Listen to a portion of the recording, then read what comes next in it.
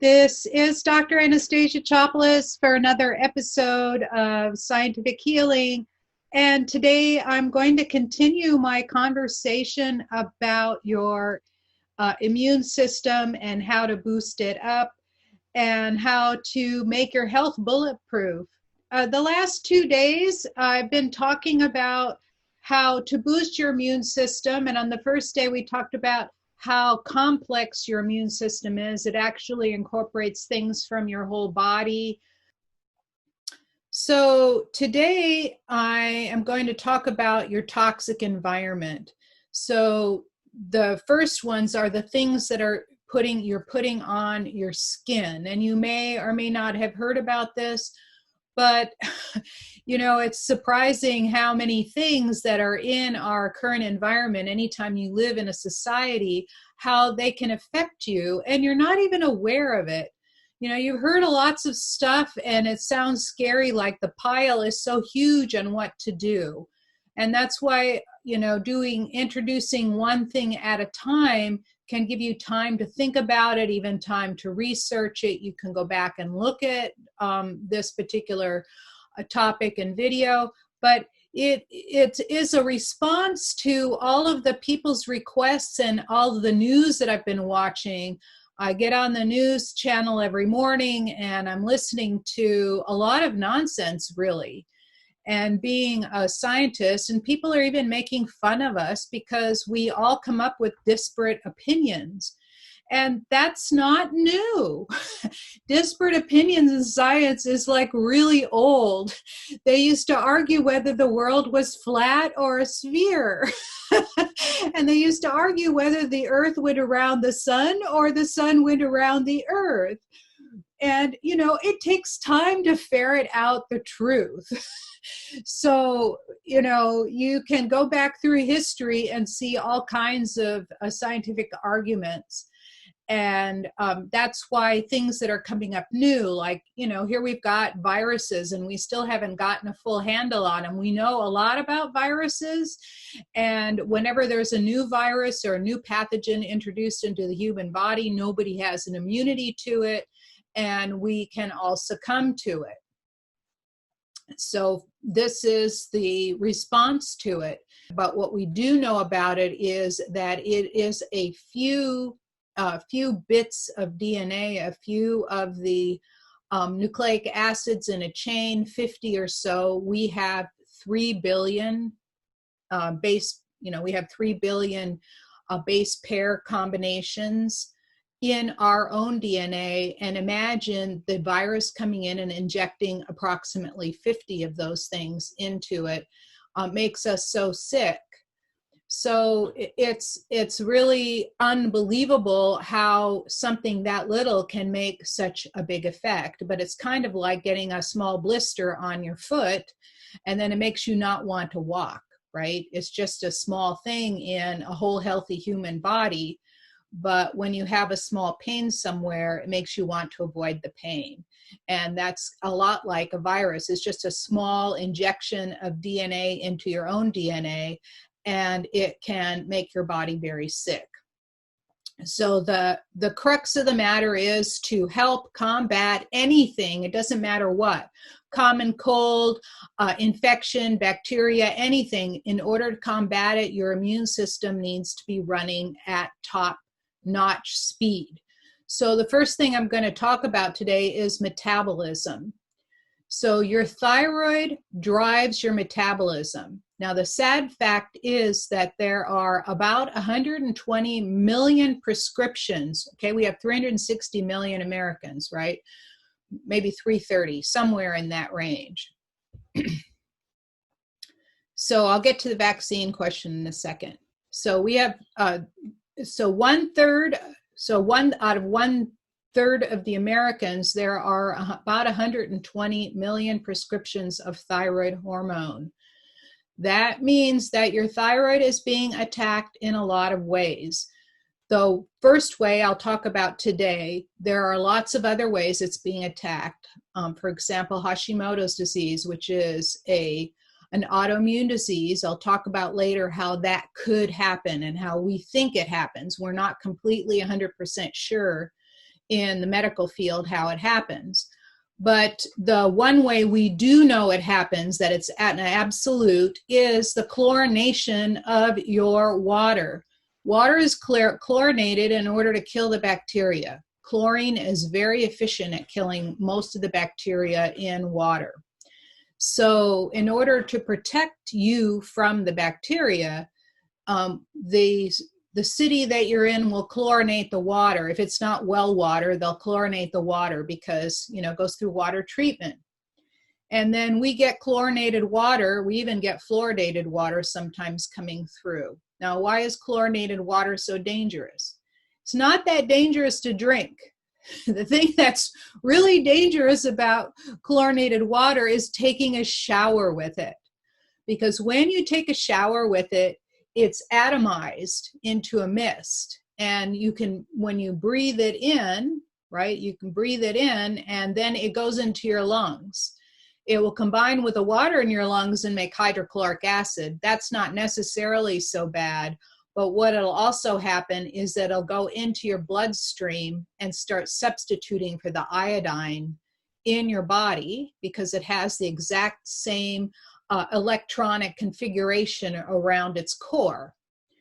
And when that happens, then you can get substitution. So fluorine, chlorine, iodine, is, you know, all of those things in that one particular column on the periodic table can substitute for one another if it can accommodate the size. So the iodine is relatively large and the chlorine is relatively small, but it substitutes for it. So you need iodine in order to make your thyroid hormone. So your thyroid hormone is an iodine and some tyrosines attached to it. Tyrosine is an amino acid.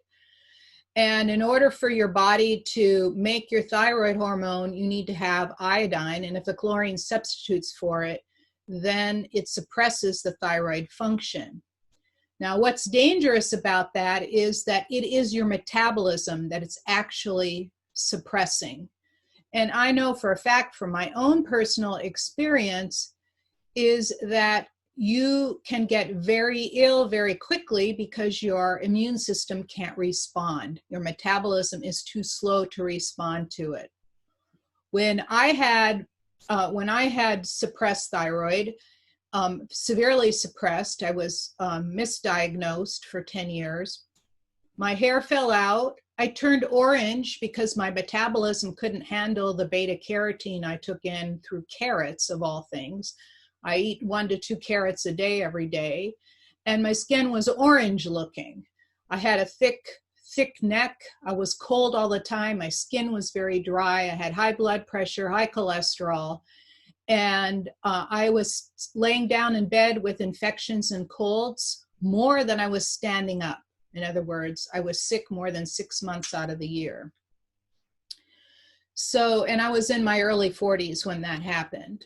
Right? So I'm very familiar with the issues of thyroid. So you need to have your thyroid functioning in order for your immune system to be working. So what can you do about protecting that precious thyroid to keep your metabolism going and to help protect you and your immune system so your metabolism is functioning properly? And that is to put an inline water filter. Put an inline water filter on your shower. They're very inexpensive. They're $15 to $20 on Amazon, for example. And I'll provide a link in the show notes today so you can see where to get them. And that inline filter will change your shower experience entirely. It won't smell like chlorine anymore. So the other things that I wanted to talk about is what you put on your skin. Right? So a lot of products soak right through your skin. The first one is parabens. Parabens are found in shampoos, moisturizers, liquid hand soaps, makeup, for example, and they are preservatives. They help suppress the growth of bacteria and fungi and all kinds of stuff in those products. It is in nearly 60% of all cosmetics. It's absorbed through your skin. They are estrogenic and they disturb your hormonal balances, and that includes thyroid because thyroid is part of your endocrine system. Fortunately, there are healthy alternatives like vitamin E, rosemary extract, and even sodium benzoate, which you shouldn't be eating, but it's okay on your skin for some reason. They don't seem to have a problem. Number two, what you find is fragrances. Fragrances are about in 50% of the cosmetic products, and the problem with them is that they are trademarked, right? So they are secret, and nobody will tell you what's in the ingredients. And they found that a great percentage of them, like 75 to 80% of the fragrances, have dangerous compounds in them. In other words, carcinogenic compounds. And the FDA gets complaints, 30% of their complaints on cosmetics is due to the fragrances. It makes people sick, it inflames your immune system and gets you into this state of inflammation, which then overburdens your immune system and it can't react to pathogens. I'll mention two more quickly. Triclosan. Triclosan is common as a preservative, but it's also antibacterial. You'll find it in hand sanitizers. And the problem with triclosan is it kills all bacteria, good and bad. Most of the bacteria is good. Your gut needs good bacteria. Your skin needs good bacteria. You need to have a good bacteria coating on your skin in order to protect you. And the pathogens are the bad bacteria. They're the ones that cause a lot of gas in your gut and so on.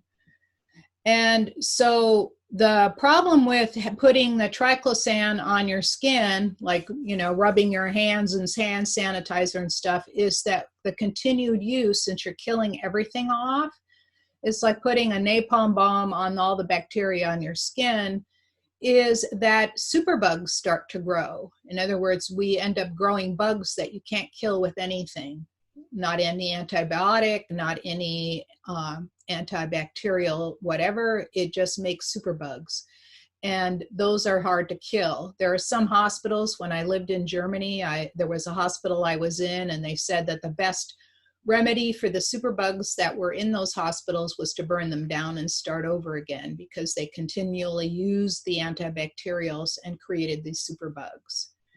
And then the last thing, the last thing that I'm going to mention is sodium lauryl sulfate, and I'll just briefly mention some others to watch out for. It's also SLS, sodium lauryl sulfate. It's not necessarily dangerous. It's just that when they make it, toxic chemicals are used in the process of making it. They don't filter them out entirely, and then those end up getting soaked into your skin. They remain in your body and they build up and they start disrupting your hormonal systems and causing endocrine failure. A lot of them are estrogenic. I'll put a more comprehensive list, but some of the others are propylene glycol, phthalates, and petroleum and mineral oils. So all of these things we put on our skin, makeup, all of that. There are many makeup products. If you look up, there's a special site for looking up safe products. Makeup products, you'll find them made out of coconut oil and some other safe chemicals. You can find organic shampoos that don't have any of those things in it. I use a shampoo called Loma. It's all natural products. It actually is one of the few good shampoos, organic, expensive shampoos, that leaves my hair nice. It doesn't leave it all cakey and stuff. So I'll put links to all of that up so you can check those out yourself. But these are safe products and they will help keep you safer. And these are things that you probably weren't even aware of, right? That so many things that we have in our current environment that we thought were safe, that all these big companies were marketing to us, are actually, slowly, bit by bit, it's like, chipping away at a giant stone to end up with a sculpture this big, right? You just chip away, chip away, chip away. And all these innocuous places that you get eventually make everything tear down, because it's cumulative. It is not, this and then that and then that. It's cumulative. We are bombarded. It's a deluge. And so I hope that this was extremely helpful about that. And on Monday, you'll be hearing more about detoxing the easy way. I'll be talking about other things, foods, common foods to avoid, even things that you might have thought were healthy, like margarines and canola oil, for example, and why it's better to substitute those out. So so when you are interested in hearing more about what your options are for healing and health, and maybe find out what some of the classes are, like I said, I have a whole 4-month class on detoxing, and just connect with me at scientifichealer.com/appointment. And like I said, on Monday, we'll continue this discussion, and I'm going to answer the question right now is, do I feel vaccines are effective?